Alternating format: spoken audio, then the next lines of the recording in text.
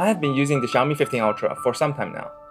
And having spent the past few weeks in China, I thought, why not take this phone and this video's location to one of Beijing's most iconic places? The Forbidden.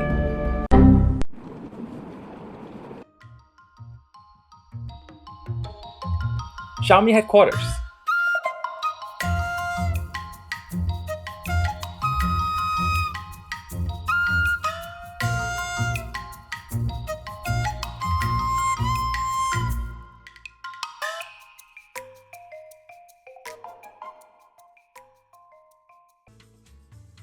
Hey everyone, this is Eden and welcome back to PPP, where I attempt to do slightly different tech reviews. I've received a lot of positive feedback and comments in the Vivo X20 Ultra review, so thank you all so much. And 99% of you are not subscribed. I really loved the pictures I took with the Vivo X20 Ultra, but you should also know that it was not the only phone I had with me.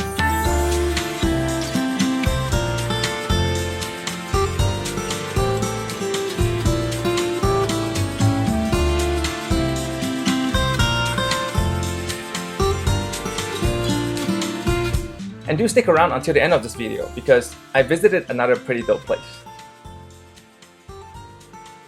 I was in town for business to learn more about Xiaomi's new chip, the X-Ring 01, which by itself is a pretty big deal, but that's not the main topic of this video. While I was there, I attended their launch event.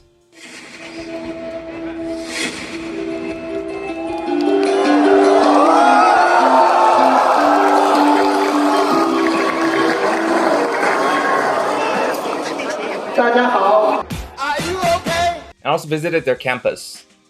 I also tried to shoot as much as I could for this video using the 15 Ultra, which is why I think the security guard let me off the hook a few times because he thought I was their homie for using their phone.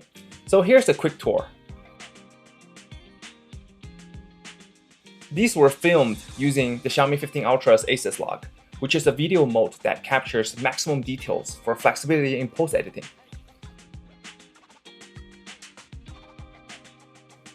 In their campus, the things that attracted me the most was easily the variety of food options.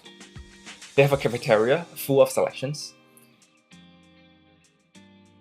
They have 2 Starbuckses. And they also have a Haidilao, which is my favorite hotpot chain. And guess what? There's even a freaking boba in KFC. And I also picked up some of their these guys. Car figures, and tested out some of their unreleased products. Shooting videos from various distances was made easy because you're able to shoot log mode using all 4 cameras with minimal color differences.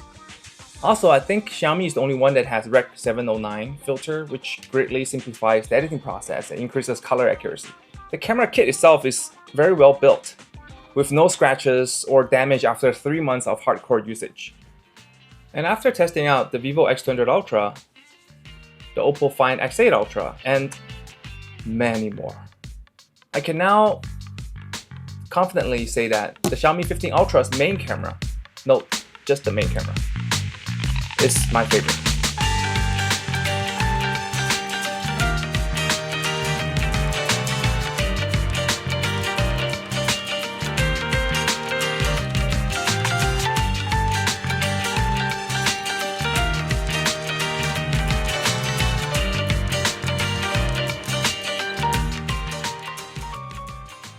I think it just fits my photography style the most. I know some of you are waiting for that Vivo and Xiaomi comparison video. It's coming, I promise. For 4 years, since the Xiaomi 12S Ultra, which is a damn good phone by the way, Xiaomi has consistently gave us the large 1-inch sensors for their main cameras. And I know we all don't like to hear this, but guys, this time, size matters. The images are just sharp, vibrant, contrasty, and hits that spot better.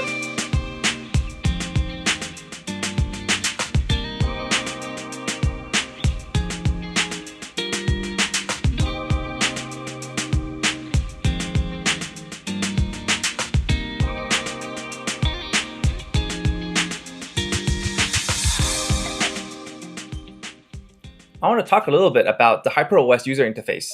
Having followed their software for many years, and even if HyperOS is by no means the best Android skin out there, I've observed improvements over time. Notably, beginning with the Xiaomi 14T launch in September 2024. Their user interface for the more premium devices, the T series devices, the 15 and etc., became cleaner and with fewer ads. A couple of examples are the less congested device home screen and +1 screen.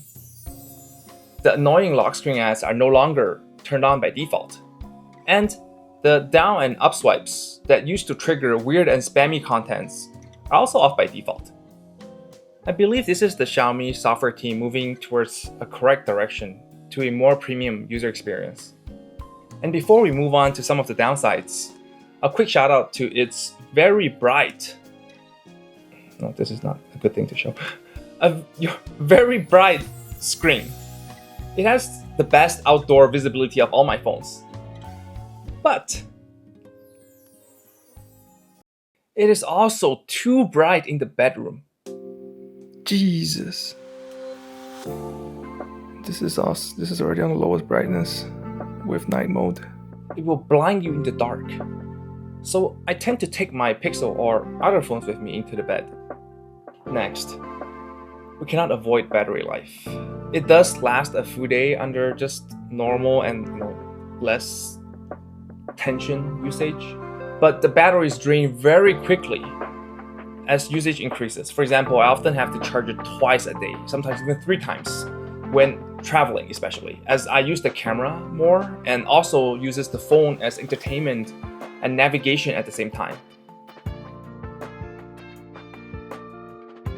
Heating is generally well controlled under normal, less tension usage, but I do find it more hotter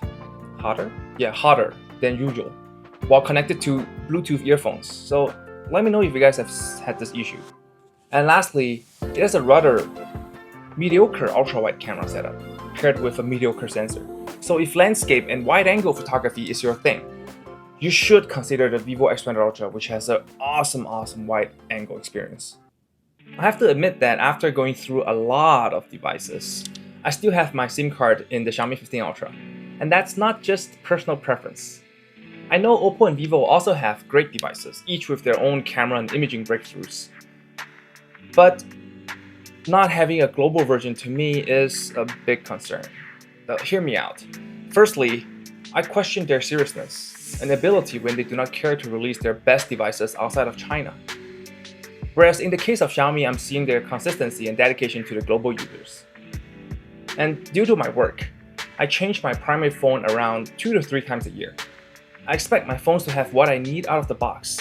I do not want to manually install Google Play, not pairing with my Wear OS watches, or having to pray that Google Wallet and Android Auto just works, because sometimes they don't. And finally, even though I'm a firm believer of rooting my devices, but as I get older, and as Android continues to improve, I no longer think rooting or trusting my phone's security to system tools like Shizuku, that is developed by some random Chinese developer, is even worth it. So, credit where credit is due.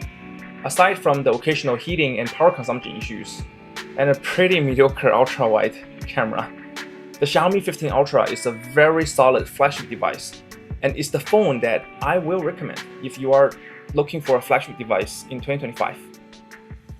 If you liked my review, please subscribe and give this video a like. And before we wrap, I added an extra stop to my trip and visited Xiaomi's EV factory, and even took the SU7 Ultra for a spin.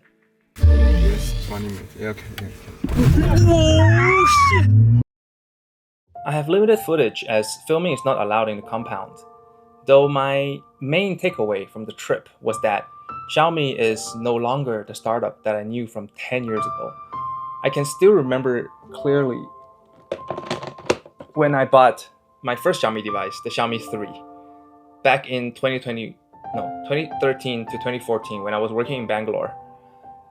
They have grown to become a giant now and are even capable of putting together a vehicle in under 2 minutes. I really look forward to their continued breakthroughs with their latest SUV and that in-house chipset, the X-Ring series, which will hopefully be able to reduce their cost and enhance the performance of their future smartphones. Finally, check out my Vivo X200 Ultra review, where I took it with me to Japan and had an amazing time. As always, thank you for watching, and I'll see you guys in the next one. Xiaomi 3 is my favorite Xiaomi device. Xiaomi series device. I think my favorite is still Xiaomi Max. You okay, bro?